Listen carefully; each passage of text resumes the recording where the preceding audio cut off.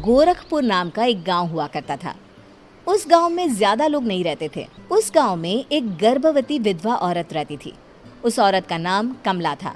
कमला अपने घर में अकेली रहती थी। उसके पति की सारी जायदाद उसके नाम हो गई थी, पर सभी गांव वाले उस औरत को मनहूस औरत समझा करते थे और सभी उससे नफरत किया करते थे। एक बार कमला राशन की दुकान पर खाने का सामान खरीदने जाती है। भैया जी, जरा 1 किलो दाल चावल देना। अरे हाय हाय हाय हाय हाय हाय! अरे मनहूस औरत, मेरी दुकान में अपशुगन करवाने आ गई क्या? हैं? चल जा यहाँ से, मैं कुछ नहीं देने वाला हूँ तुझे। भाग भाग यहाँ से, चल जा, निकल।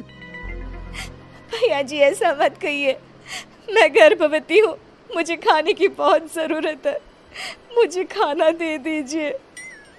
दुकानदार कमला को वहाँ से धक्के मारकर भगा देता है। तभी कमला रोते रोते उस गांव के किन्नरों के इलाके में आ जाती है। गांव वाले किन्नरों को उसी इलाके में रखा करते थे, क्योंकि वो लोग किन्नरों को पसंद नहीं करते थे और उनके इलाके में रहने से मना करते थे।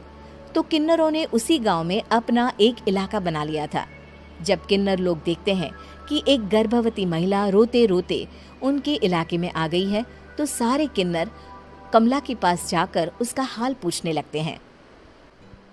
क्या हुआ बहन, तुम्हारी गर्भवती अवस्था में इतनी बुरी हालत कैसे है? तुम रो क्यों रही हो? तुम डरो मत, हम तुम्हें कोई नुकसान नहीं पहुंचाएंगे। तुम शांत होकर सब बताओ कि हुआ क्या है। मैं कमला हूँ, मैं गांव के दूसरे इलाके से आई हूँ। 2 महीने पहले ही मेरे पति की मौत हुई है। मुझे गांव के लोग मनहूस मानते हैं, क्योंकि मैं विधवा हूँ और गर्भवती भी। वहाँ के लोग मुझे खाने के लिए कुछ बेचने के लिए भी तैयार नहीं, जिससे मेरा गुजारा नहीं हो रहा था। कोई बात नहीं कमला, हम तुम्हारा ख्याल रखेंगे। किन्नर लोग कमला को एक खाली घर में रहने के लिए जगह दे देते हैं और उसकी देखभाल भी करते हैं। कुछ ही महीने बाद कमला अपने बच्चे को जन्म देती है, पर अफसोस, कमला बच्चे को जन्म देते ही अपनी जान गंवा देती है। जब सब किन्नर बच्चे को देखते हैं तो बहुत खुश हो जाते हैं, क्योंकि वो बच्चा भी किन्नर ही था। कमला ने एक किन्नर बच्चे को जन्म दिया था। अब इस बच्चे की देखभाल कौन करेगा? हम तो इस बच्चे को गांव के दूसरे इलाके में भी नहीं भेज सकते। और तो क्या हुआ, इस बच्चे की माँ नहीं रही तो हम इसे पालेंगे। अब ये हमारे इलाके में रहेगा, हमारे साथ रहेगा। फिर वो किन्नर उस किन्नर बच्चे को गोद ले लेते हैं, उसका नामकरण कराते हैं। उस किन्नर बच्चे का नाम शक्ति रखा जाता है। देखते ही देखते शक्ति बड़ी होने लगती है। उसके रंग रूप बहुत सुंदर थे। वो बहुत सुंदर किन्नर दिखती है। एक दिन शक्ति एक किन्नर से पूछती है, माँ जी सुनिए ना, ये गांव के दूसरे इलाके में भी तो लोग रहते हैं, तो हम वहाँ क्यों नहीं जाते? हम उनसे अलग क्यों रहते हैं? शक्ति, क्योंकि वो लोग हमारे जैसे नहीं, वो लोग हमें पसंद नहीं करते, इसीलिए हम उनसे अलग रहते हैं। क्यों? वो हमें क्यों पसंद नहीं करते? मुझे एक बार उस इलाके में जाना है, मैं एक बार वहाँ जाकर घूम कर आऊँ।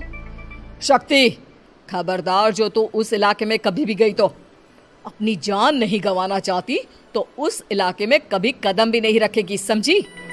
इतना कहकर वो किन्नर वहाँ से चली जाती है। शक्ति उस किन्नर की बात सुनकर बहुत रोती है। माँ जी, ऐसा कैसे कह सकती हैं?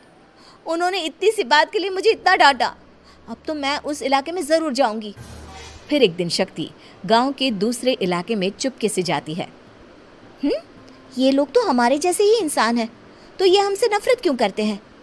जब शक्ति उस इलाके में पहुंचती है तो गांव के सारे आदमी उसके रूप से मोहित हो जाते हैं।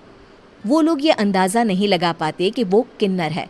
शक्ति की सुंदरता देखकर सारे गांव वाले उसकी तारीफ करने लगते हैं। तभी गांव का चक्कर लगाने गांव के जमींदार का बेटा हर्ष वहां पहुंचता है। हर्ष भी दिखने में बहुत सुंदर होता है। जब हर्ष ने शक्ति को देखा तो वो भी उससे मोहित हो गया, और जब शक्ति की नज़र हर्ष पर पड़ी तो वो हर्ष को देखकर मोहित हो गई। आपको पहले कभी इस गांव में देखा नहीं। इस गांव में आप नए हैं क्या? जी नहीं, वो मैं बस। तभी शक्ति बोलते बोलते रुक जाती है और मन में सोचने लगती है, अगर मैंने इनको बता दिया कि मैं दूसरे इलाके से आई हूँ तो वो समझ जाएंगे कि मैं किन्नर हूँ। इसलिए मुझे इनसे झूठ ही बोलना पड़ेगा। शक्ति हर्ष को कहती है, जी हाँ, मैं इस गांव में नई आई हूँ, यहाँ अकेली रहती हूँ। वैसे आप कौन है? आप भी इसी गांव में रहते हैं? जी हाँ, मैं इस गांव के जमींदार का बेटा हूँ। आपको किसी भी चीज की जरूरत पड़े तो आप मुझे बता देना, मुझे अच्छा लगेगा। ऐसे ही शक्ति और हर्ष एक दूसरे से रोज मिलने लगते। वो दोनों अपने प्यार का इजहार करने एक दूसरे से मिलने जाते हैं। तभी शक्ति का पीछा करते करते एक किन्नर वहां आ जाती है। शक्ति, शक्ति, मैं तुमसे बहुत प्यार करता हूँ। मैं तुमसे शादी करना चाहता हूँ। क्या तुम मुझसे शादी करोगी? हाँ हर्ष, मैं तुमसे शादी करूंगी, पर मैं तुमको अपने बारे में एक सच्चाई बताना चाहती हूँ जो मैंने तुमसे छुपा कर रखी है। तभी उनके बीच में ही वो किन्नर आ जाती है। शक्ति, तेरी हिम्मत कैसे हुई ऐसा करने की? वो किन्नर शक्ति को खींचकर गांव के जमींदार के पास ले जाती है। हर्ष भी वहां शक्ति को बचाने के लिए पहुंच जाता है। जमींदार शक्ति और हर्ष के प्यार के बारे में सुनकर गुस्से में आ जाता है और शक्ति को गांव के बाहर निकालने की सजा देता है। शक्ति ये बात सहन नहीं कर पाती और कुएं में कूदकर अपनी जान दे देती है। जमींदार हर्ष की शादी गांव की एक लड़की से करवा देता है, पर हर्ष इस शादी से खुश नहीं होता। शक्ति अपना बदला लेने के लिए मरने के बाद किन्नर चुड़ैल बन जाती है। अब मैं इन गांव वालों को नहीं छोड़ूंगी, अब इनसे मैं अपने प्यार का बदला लूंगी। किन्नर चुड़ैल गांव वालों को परेशान करना शुरू कर देती है। एक बार वो रात को गांव के खेतों में पहुंच जाती है और वहां आग लगा देती है। सारी फसल जल के राख हो जाती है। जब एक आदमी रात को उठकर देखता है कि खेत में आग लग गई है तो वो वहां पहुंच जाता है। वो देखता है कि खेतों के बीचों बीच एक किन्नर चुड़ैल खड़ी है और वहां खड़े होकर ताली बजा रही है। गांव वाला किन्नर चुड़ैल को देखकर बेहोश हो जाता है।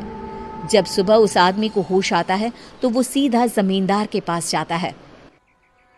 अरे जमींदार साहब, अरे वो किन्नर चुड़ैल ने मेरी सारी फसल जला दी। अब मैं क्या करूंगा? क्या होगा मेरा? जमींदार चुड़ैल किन्नर का नाम सुनते ही सब कुछ समझ जाता है। अब वो बहुत डर जाता है।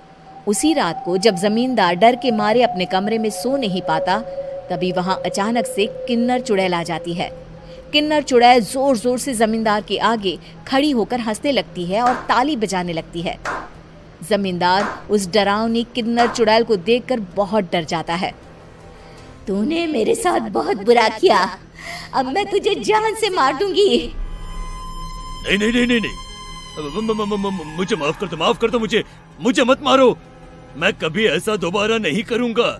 अब तुम जो बोलोगी वही मैं करूंगा।